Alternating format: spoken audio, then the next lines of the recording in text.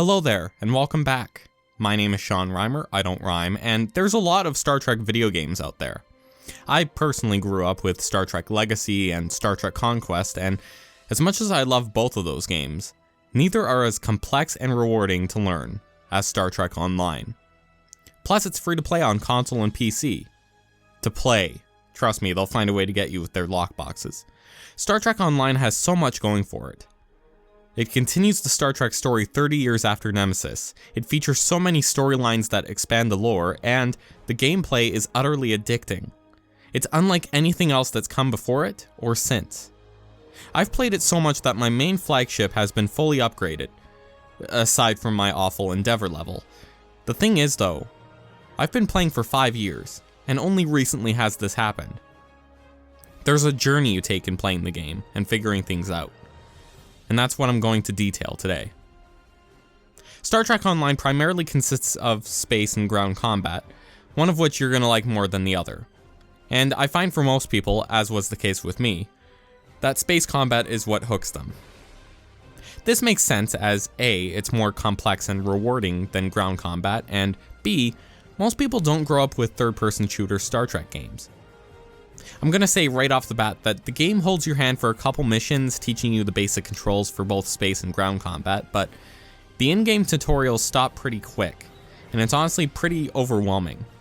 You've got the R&D, reputation, and admiralty systems. You've got PvE versus PvP. You've got fleets, and a bunch of other stuff I'm forgetting. There's a lot.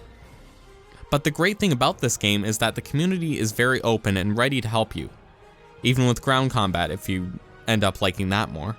For space combat though, I would highly recommend checking out Augmented Dictator Gaming on YouTube, as he has some great in-depth tutorials from the basics to some of the elite content in the game. But at the start, my best piece of advice is to just play the missions, collect some gear, and enjoy it until you reach max level 65. The stories that are written for this game are phenomenal, incorporating every element of Trek. Whatever era, race, or timeline you prefer, you'll find something you like. And don't be afraid to make some mistakes along the way, like slotting different energy types on your ship or putting an omnidirectional beam on the front. Like, seriously, what was I doing back in the day?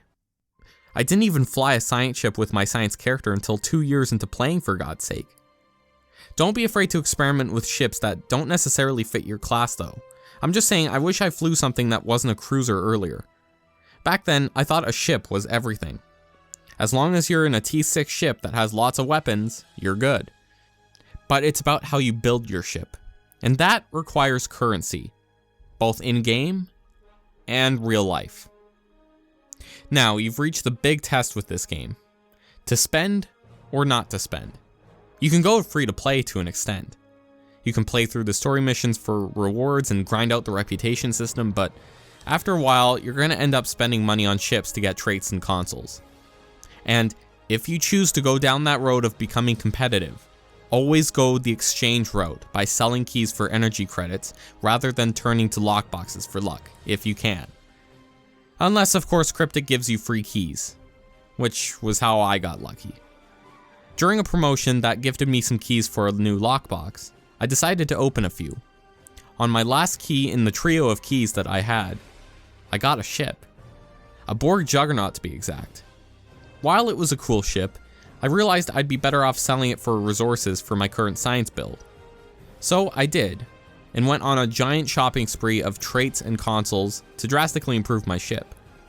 The moral of this story isn't to open lockboxes, don't get it confused. Even with 500 million EC, prices are pretty high in Star Trek Online, including but not limited to the price of upgrading all of your items to Epic, getting gear from the Lobby store that requires you to, guess what, open lockboxes, and the Endeavor system. The latter requires you to complete challenges every day to unlock random bonus stats for your character. It typically takes a couple days to move up a level. That doesn't sound bad, right? There are over 600 levels. Woof. It all sounds manipulative, but when you get that first taste of combat and how addictive it is, building a ship or a character becomes a puzzle as to what you think would work where.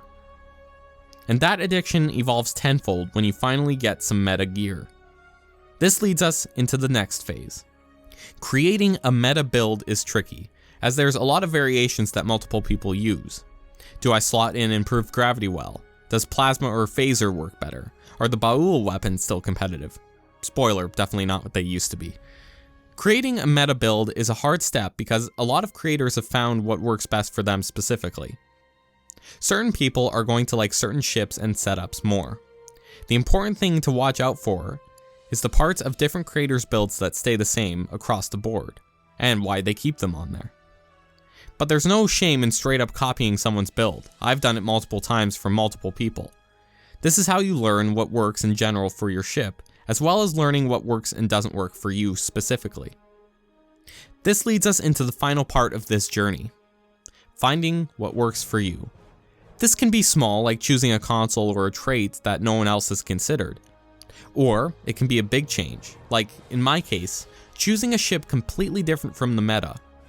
I ended up switching from my meta science ship, the Vern, by the way, that's a great ship. If you get a Vern, don't get rid of it, it's amazing, to a Lucari scout ship, as it was more maneuverable and allowed me to use some of the tactical seating more.